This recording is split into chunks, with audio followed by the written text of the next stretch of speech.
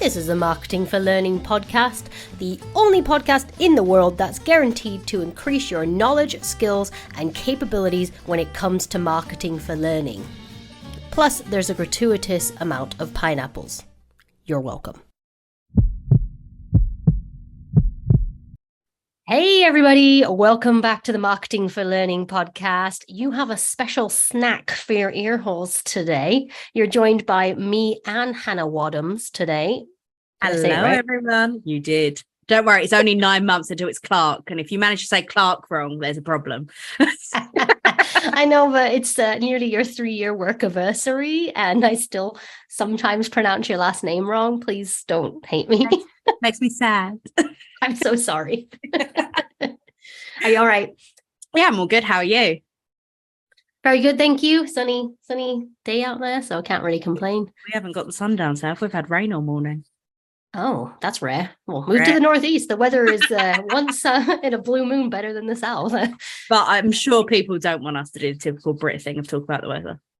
No. Well, look, it's part of how we bond as humans in the UK, isn't it? But yes, I agree. You haven't tuned into the Marketing for Learning podcast to understand the minutiae of the British weather. So what are we talking about today? So me and Han got our heads together and started thinking of some interesting episodes or things that we thought you guys would find particularly useful. And some of the insights that we wanted to bring today is really around the discussions that we're having directly with employees at our customers' organizations. And so we do a lot of discovery when we build out our marketing strategies and our campaigns. And a big part of that is actually speaking directly with those who are undertaking learning and who are being marketed to.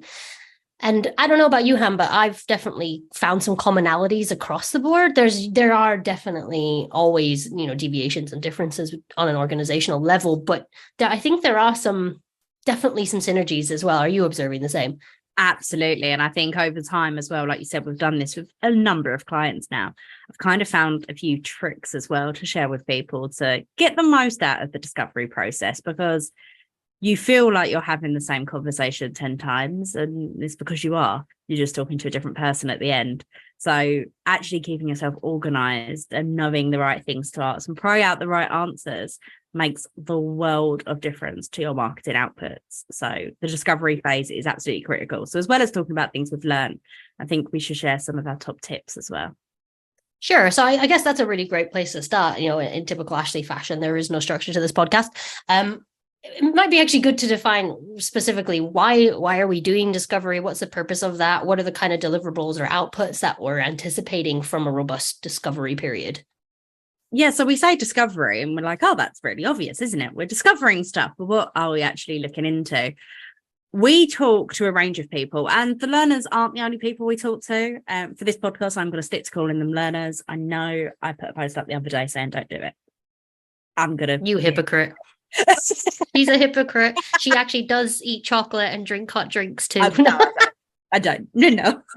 Right. So we don't only talk to the learners. We talk to a lot of stakeholders, people within the L&D team, and people in the wider organization.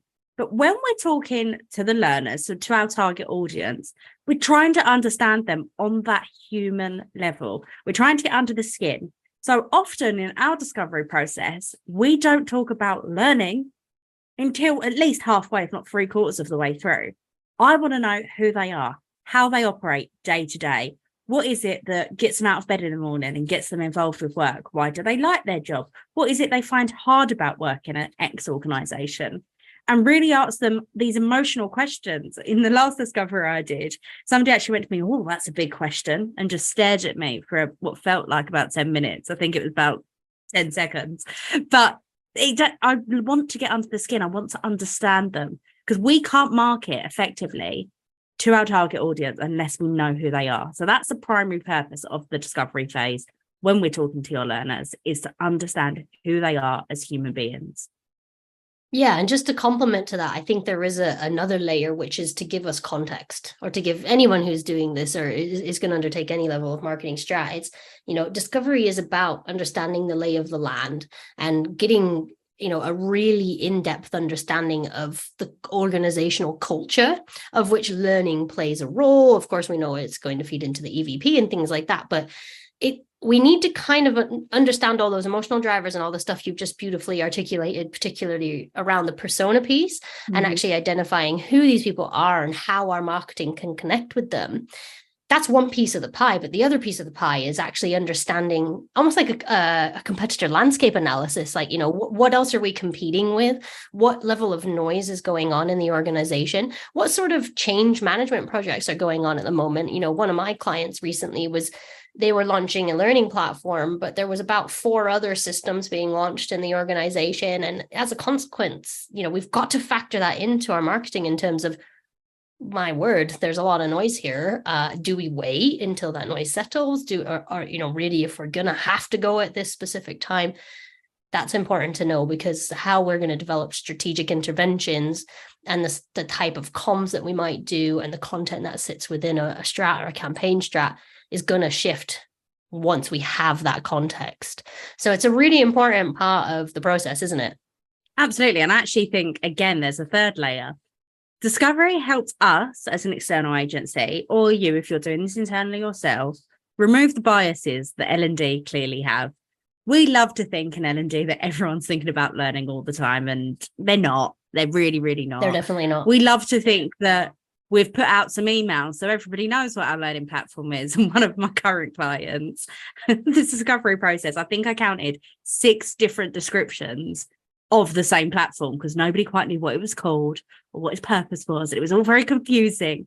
So that helps us as well. It, as you just said, it gives us a really clear description of the landscape, and it removes the L&D bias from the situation, because you're talking to people who don't have the primary goal of learning. Yeah. So essentially what discovery is almost like a capturing of as much information as we can around the organization, organizational sentiment, learner sentiment. I didn't realize there were so many layers to discovery. It truly is an onion. But really the piece that's super important is the dissemination of that afterwards, right? Like what does all this data mean? Like, it's really all good and well getting lots of qualitative and quantitative data. Never remember which one it is. Economics degree, please remind us.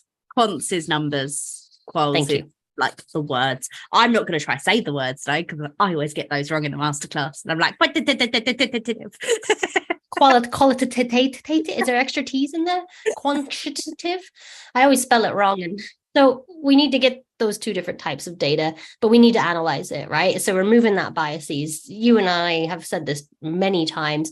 The biggest challenge L&D has is removing that learning lens. So make sure you do that when you're assessing this data, and not trying to point the data in a direction that gives you the answers you want. Be prepared to hear some answers that you don't want. And I think that might take us on nicely to, what are we hearing, but also like top tips. I don't know if top tips should go first, actually, because if you're going to undertake this process, how do you do it best? My first one, and I apologize if I'm stealing one from you, which I expect similar thinking patterns mean that I have, is having someone that's not you do it. So we often find that our clients will maybe join the call initially, introduce us, give some context to the people that are there, like who the heck this random stranger is, and then they bounce off because people don't really feel so comfortable being as candid and as authentic and honest as they maybe like to be when the person or the function that they're potentially criticizing is sat in front of them staring, going, did you really say that? That's really hurt my feelings, Yeah. And I think I've had some conversations post-discovery with clients. So I've said, these are the kind of questions I've asked. This is the responses I get. And L&D want to challenge people's responses. We are asking for people's personal opinions in the discovery phase. It's not the time for you to go, well, no, actually, our platform's brilliant and you're wrong. So if you are doing it yourself, if you can't get an external person, don't let your opinions or your know-how, even if you know your platform's brilliant and they haven't discovered it yet, don't bring that into it. That's not what we're doing at this stage. We just want to know their thoughts, their feelings, and their opinions. Yeah, so essentially we need to be objective with their subjective opinions. Absolutely. And also then, leading on from that quite nicely, one of my top tips is almost to adopt, and I giggle to myself when I think about it, because I think it's quite like a therapist mindset. So it's like, how does that make you feel? And obviously I don't say that, But often we talk to people about like, what's your biggest barrier at the work in work? What's the one thing stopping you getting involved? And we ask questions like that. And everyone always says time. So I started finding myself going, okay, well, if we remove the time factor, what is it you would do instead? Or what else is it that's stopping you? And then you get into, and normally the answer then comes back to still it's causing them a time barrier, but you get into the primary problem. So I'll give an example from my recent discovery process I went through. I said that, I was like, well, if we remove the time barrier, what is it? And I'm like, oh, but we've got a lot of projects. And when one project ends, I go straight on to another project. And I just feel like so much is being asked of me. I don't have time to prioritize myself. And as much as it still ended with that, I don't have time to prioritize myself. You understand then the different pressures. They're not just saying, I ain't got time for that, I don't care. I then had a really clear picture. These people really did care about their job. They really did want to do well at work, and their projects were their primary focus. And they were so committed to delivering the best possible service to their clients that they were putting themselves on the back burner. That painted a much better picture of the landscape of learning and sentiment towards learning within a certain demographic for me, just by challenging them a little bit on, okay, well, if I took away that time pressure, then what? Yeah. So again, the key is, and this is a strong interview tactic that isn't specific to discovery by any means when we're doing the qualitative data capturing stuff, but ask open questions, right? So we have we share it with the masterclass, but we've got like a big list of potential questions that we could ask people. You need to have a slightly unstructured approach. You've got to let the discovery kind of naturally flow, because if you try and be quite structured with it, you end up cutting people off, stopping people speaking up, and that can actually have an adverse effect, I think. So you've got to kind of be quite open to, well, ask open questions, but also be open to allowing the conversation to flow where it naturally goes. But then on the flip side to that, if you're talking to quite a global audience and you're talking to quite a variety of people that perhaps you don't know very well, having questions prepared. I actually found in one of the recent discovery sessions I did, it was a really, really global audience. English was all of their primary working language, but it wasn't their primary, like their first language. I had the questions on the screen. I was jumping between the questions. They didn't mind that I was going, actually, no, I'm going to flip ahead. I'm going to go to this question now. But having the question on the screen in text helped them clarify what I was actually asking them. It avoided any, look, we all know I've got a weird and wonderful accent. It avoided any confusion about the questions I was asking. It gave them the clarity they needed so they could give me their full opinion. So having something like that, particularly when you're looking at a global audience, is super, super useful, because there's no doubt they know exactly what you're asking and they can give you the answer that is for that question. And then probably then some, because everyone does go on and carry on explaining how they feel. Yeah. I mean, if you have a weird and wonderful accent, I have no words to describe mine, first and foremost. But, I think, so for me, I guess the takeaway from that is be prepared. You have your structure in the back end, but they don't need to know what that is, so you need some sort of preparation. You need to take into account the potential needs or barriers that you might have with language or location, delivery, if it's digital versus face-to-face or whatever. That's all stuff you want to take into account before you undertake your discovery. And also, like, who's there? I always look at the people that I know are there. If I have that level of detail on LinkedIn, you'll have a little bit more knowledge if you're doing it internally. But understanding, again, like, okay, if I've got most of people in NORAM, but a couple of people in Germany and someone in India, like, we would never do them like that because the time zones would never work, but you get my point. But ultimately, we need to make them feel as comfortable and relaxed and do what we can to take ownership and steer the conversation, but without kind of closing it down and making it too structured that it feels like they're suddenly in some training session or a workshop or something like that. I also think there's probably a point that we've overlooked because we've been doing this for so long. Taking notes, keeping like how you're actually going to capture that information other than storing it in your brain. Because if your discovery session goes on for 45 minutes to an hour, you're not going to remember what was said in the first 5 minutes in enough detail for it to be helpful for you. I found if you ask people, do you mind if I record this? That adds a filter to them because they know somebody else can see it. So I actually prepare my notes beforehand. So again, I have my questions written out. I have like kind of like a key of the people that are on the call. So I write everyone's initials rather than their full names. And I try to find the quickest way of just jotting down things to remember and to remind myself. And then straight after the discovery call, I write all that up to make sure I'm adding the extra detail that's needed. It's tempting to record them so you can go back time and time again, but do be aware that sometimes that makes people hold back a little bit because they're scared of who will get access to that recording, who's going to listen to this, whose hands is it going to fall into? What if I'm saying I hate learning and then I get sacked? Like, they want to make sure that they're in a safe environment. Yeah, I think it's a valid point. And, you're not going to get, I'm just saying, be open, keep it authentic. You're absolutely going to stymie that, I think, by making people feel like they're on the spot. And like you said, if, my manager could see this, they're the best ever, it then creates a bit of a self-fulfilling prophecy, or it's a bit of a misnomer because you just don't really know if you're getting real, authentic answers back from people. Absolutely. And if we're not getting the truth, it's not going to actually help our marketing because we'll end up pushing out stuff that actually doesn't resonate with them. So there's no point in making it harder for yourself down the line. Yeah, so we got to get this first stage right, really, haven't we? Was there any other tips in your list, or have we kind of covered them all? I think we've covered them all. I think having a really effective way of being prepared, but also being prepared that won't go to plan, and capturing the information is essential, because sometimes these discovery sessions can take a lot of your time, but it's really worth it. But you want to get as much as you possibly can from it. Yeah. So I guess that takes us on nicely to the commonalities, or things that have surprised us in discovery. That's one. Maybe it isn't surprising, but some stuff has definitely been to me. There's two in particular that really stick out for me. The first one is, when you actually start asking audiences about the learning opportunities that are available to them.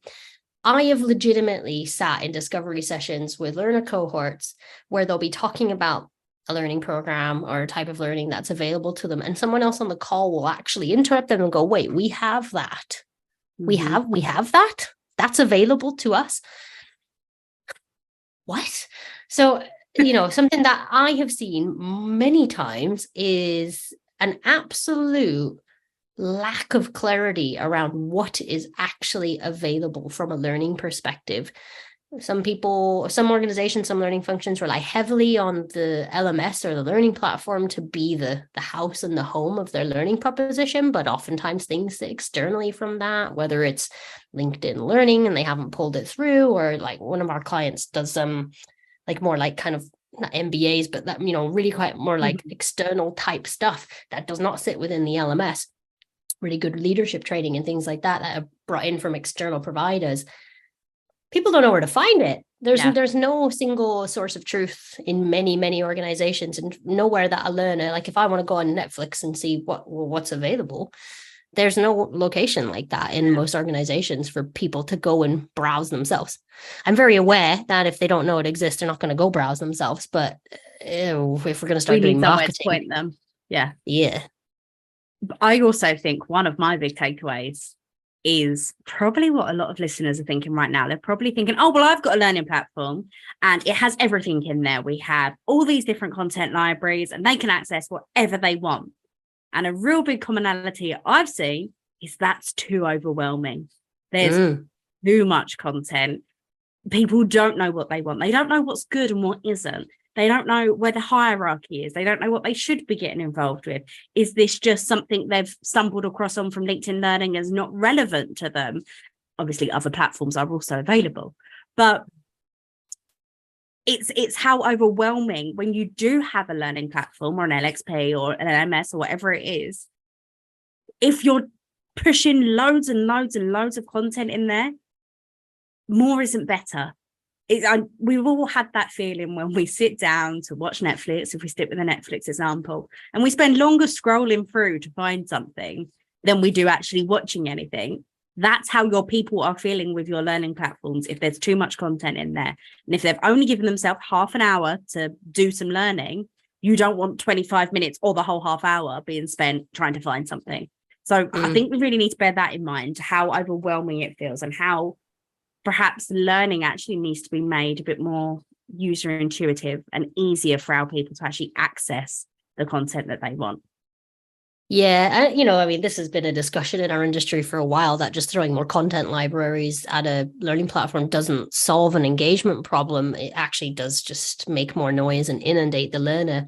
And, actually, I've had similar conversations where a lot of individuals have highlighted to me that similar things that they come to the learning if you get them to the learning platform, they get there and stuff that they see isn't in the right language or the right region. So there's a lot of administration and curation stuff that's not happening for people, and it's really disruptive to the learning experience, which means that you're losing their trust, which means that no matter how mint your marketing is, they're not going to keep on going. The other side of that a few organizations in particular that I've discussed with have highlighted is because we rely so heavily on this curation of content now, so we're bringing in all these different, modular type learning opportunities, and there's just so much in our learning platforms, people don't actually really know what they should be doing. So say if I'm, an employee who's worked in an organization for a couple of years, maybe I want to become a manager. I've done my PDP with my manager. I've highlighted that that's a skill area that I want to develop. Most people can't just go to their learning platform and actually identify a pathway that is certified by the organization to say, if you want to become a manager in our business, these are the skills that we absolutely want to see you develop before you'll even be considered for a promotion. Mm-hmm. There is in many cases, there is not a lot of steer and not a lot of guidance for people in terms of how do you take the next step? What does the next step look like? Managers are none the wiser. Also, a lot of them said to me the same, like a lot of their managers don't really know what's available. So they can't, even when they're having those PDPs and those performance management conversations, they don't know where to direct them to. So we just have a massive problem with clarity and being more concise with what's available to people. Absolutely. And I think, again, one of my points was going to be about the managers and about leadership. Managers and leaders can make or break your learning, regardless of their involvement with your team. Yep. With one of my recent discovery sessions, you could tell the people that had a manager that was personal development's really important. You should be getting involved in this, and knew what was going on in the organization, so knew where to push their teams to.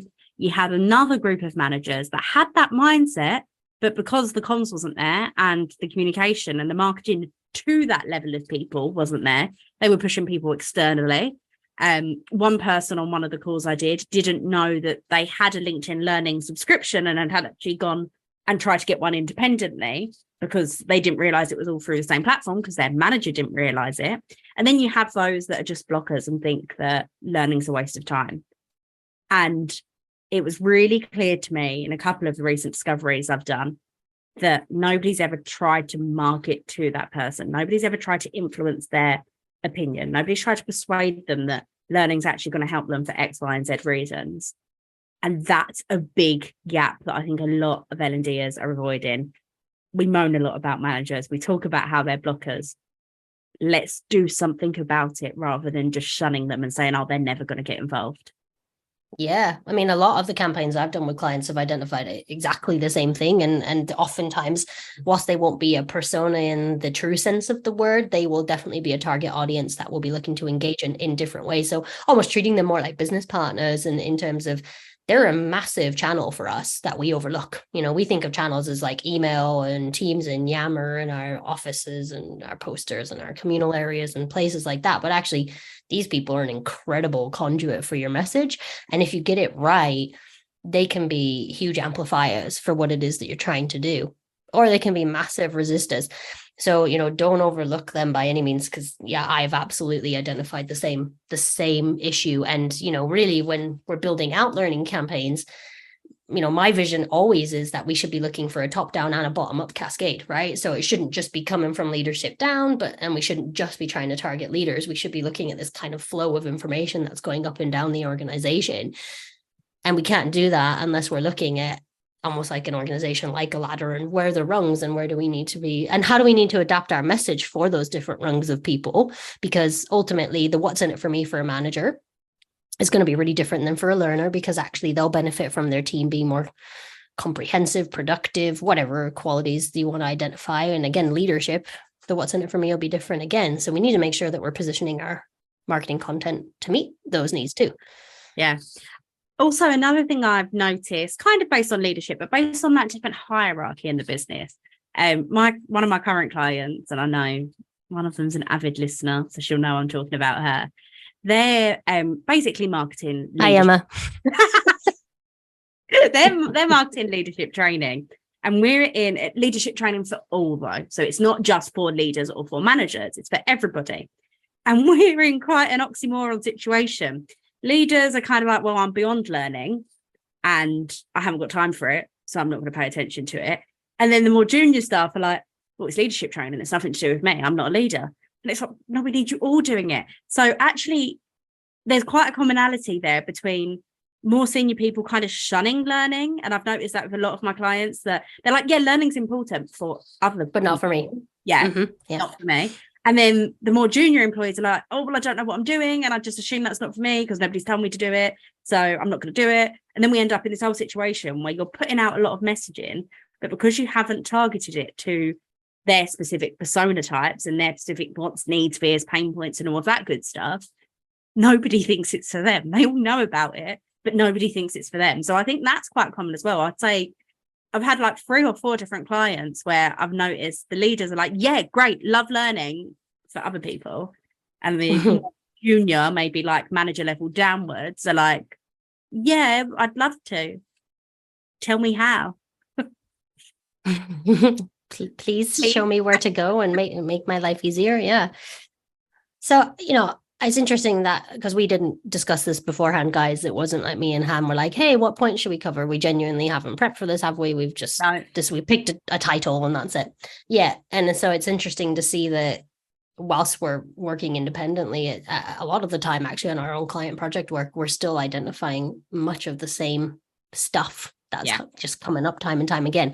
So I have a question for you, because there's something that always has come up in my conversations, especially with clients that are highly regulated. What do learners say about compliance? Because I know people listening will, and it's pushback that we've had. We don't get it so much anymore, I must admit, but it used to be a big discourse for us. Is like, well, where does compliance fit in all of this? Like, compliance is mandatory, it's obligatory, it's operational, it's part of our learning function nevertheless. So I have my own thoughts of what I've seen and discussed, but I'd be curious to hear yours too. Do you have discussions about compliance? What are learners saying about it? They never overtly say it, because to the target audiences, the learners in organizations, learning is learning. They don't really see it as anything different. But there's often complaints, I'd say, about all training being the same and very boring. And I think that's L&D almost doing themselves a disservice. So they've gone through a compliance course that they have to redo every year. So that's a burden on them anyway. And then when they do decide to do something ever so slightly different, if it's in the same format as your compliance training and it's as boring as your compliance training, they're going to switch off straight away. So I do think compliance training is kind of tarring the rest of learning. But yeah, learners find it boring, but nobody's surprised about that. They're not interested in compliance at all, but they know they have to do it.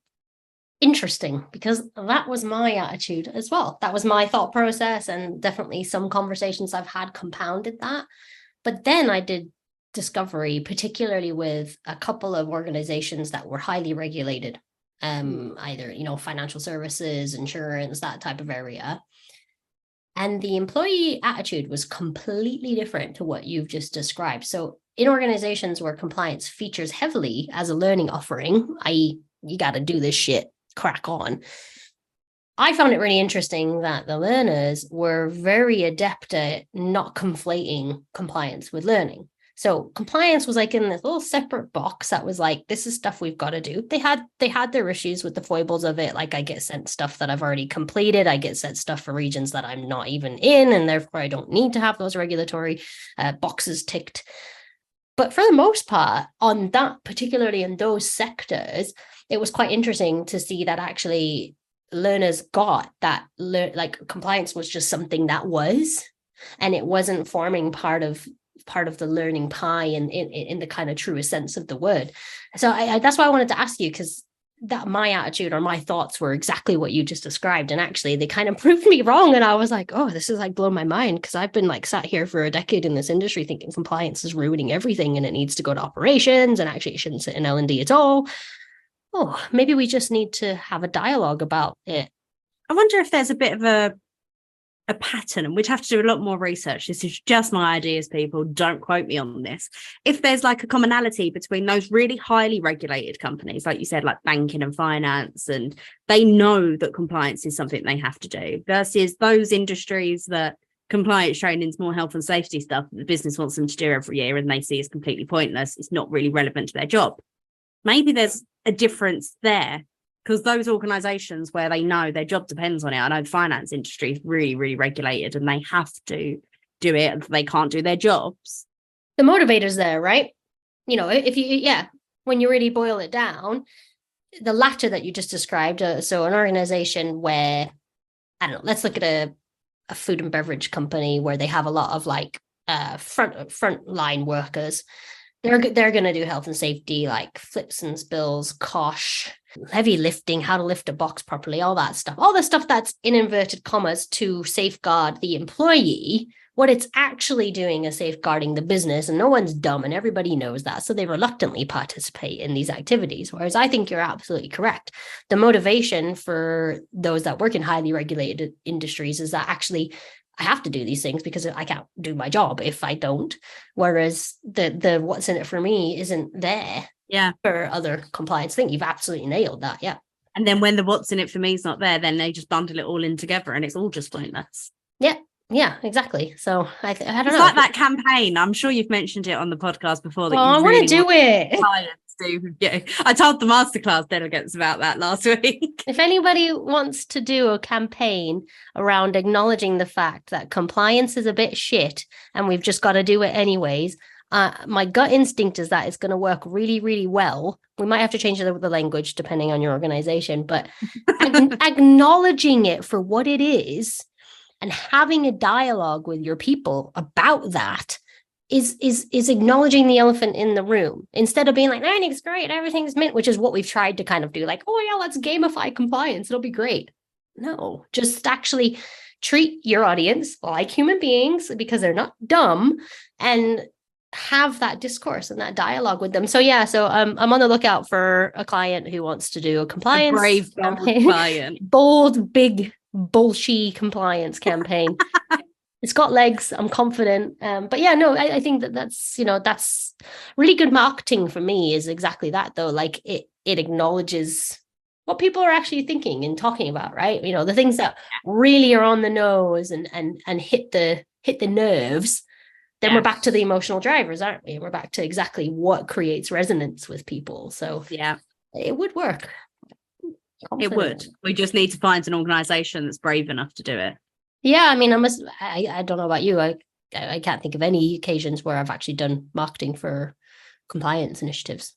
Interesting. Oh no, me either. We don't think we need to because it's mandatory. So we need to do marketing for it, right? Stick the mandatory sticker on it. Well, I feel like we are deviating. So yes, one final call for the compliance campaign.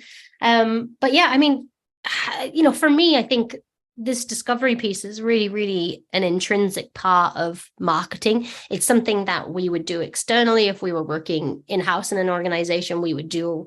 Well, I'm not a huge fan of competitor landscape, because I think if you're looking at what competitors are doing, you're behind them. That doesn't make sense to me. But a lot of people do competitor research. But for me, it's more about understanding the market, understanding the lay of the land, and seeing where you fit within that, combining that with your understanding of your audiences, what they want, what they want to hear, what they need. This is precisely what discovery helps you identify. Yeah, absolutely. And I think that competitor piece that you just spoke about in L&D actually is quite relevant. I agree with you. It's there. But in L&D, so anyone listening to this, do look at what you're competing with, because you're probably not competing with another like-for-like learning platform. You're competing with people's lives. So you do need to bear that in mind, and that will help you paint a better picture too. Yeah, I mean, you're competing. I think the competitor analysis in L&D is really important, because it's probably not something that we've done before. Whereas I suppose I just found it tiresome working at a learning technology vendor. Like, oh, what competitors do we have? I know who our competitors are. We don't need to do this. In every single industry I've worked in, it's been the same. If you're looking at your competitors, you're probably moving backwards. I remember my first job, we used to, showing my age a bit, we used to cut out the magazine adverts because we still did them. Wow. And we'd save. I thought you were young. How old are you? I've been in marketing 10 years on Saturday. Jeez Louise. Saturday is my 10-year anniversary. You know your marketing anniversary? Yes, I do. It was the 1st of July. It's quite an easy date to remember. Yeah. Anyways, I digress. We used to look at them a lot. And then one day, a lady called Karen Heaven came in, head of marketing, and she was like, why are we doing that?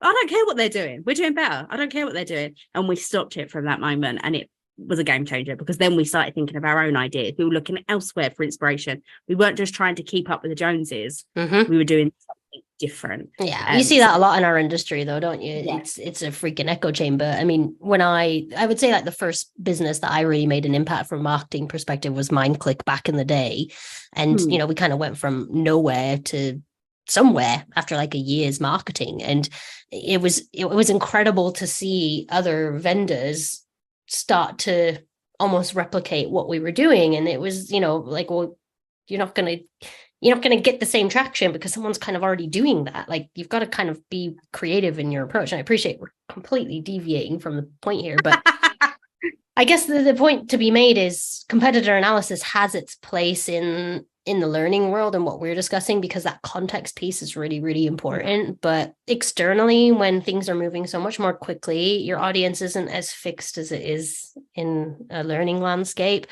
It's, you know, actually being incredibly disruptive is really important in saturated markets. So we can't be looking to other people and seeing what they're doing, because that just puts us directly behind them. And like you said, you don't come up with your own ideas because you think, well, that's a good one, I'll do that. Like, do you remember that promo video I did for another vendor that then about 6 different ones came out that were almost identical within a year? It was just like, why would you do that? I just had the funniest idea that I think we should do, Ash. We should record a video, just the 2 of us, not share it with anyone, of our predictions for learning tech next year. And I bet we get them spot on.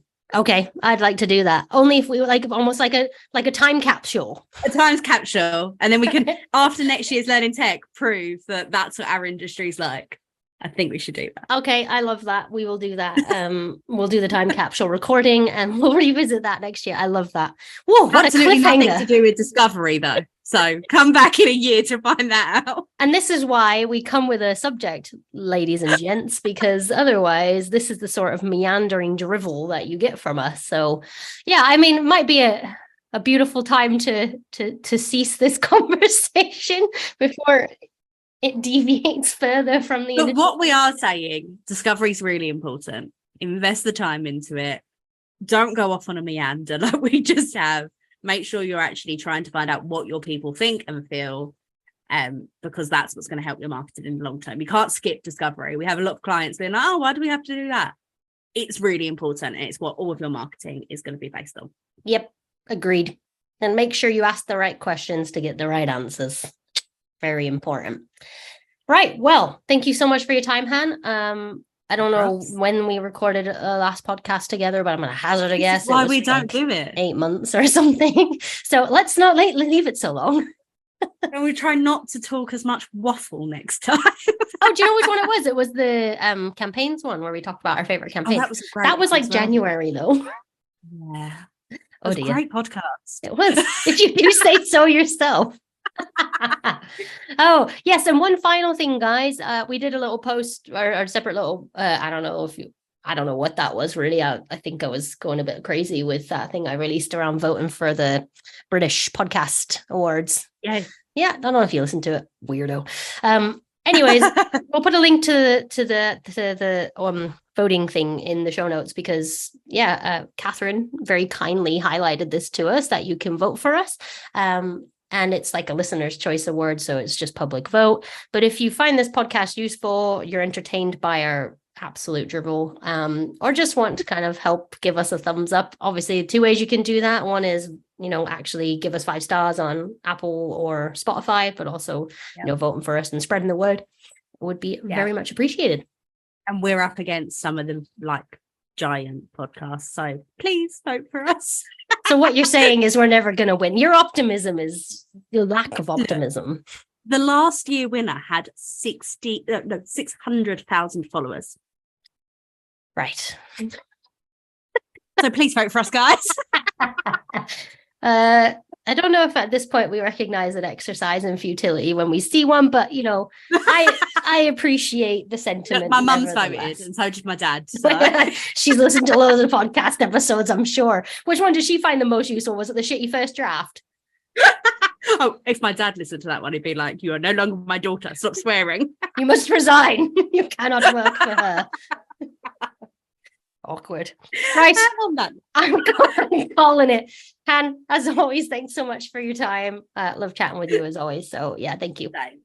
See you later. Bye. How do I stop recording? Oh, stop.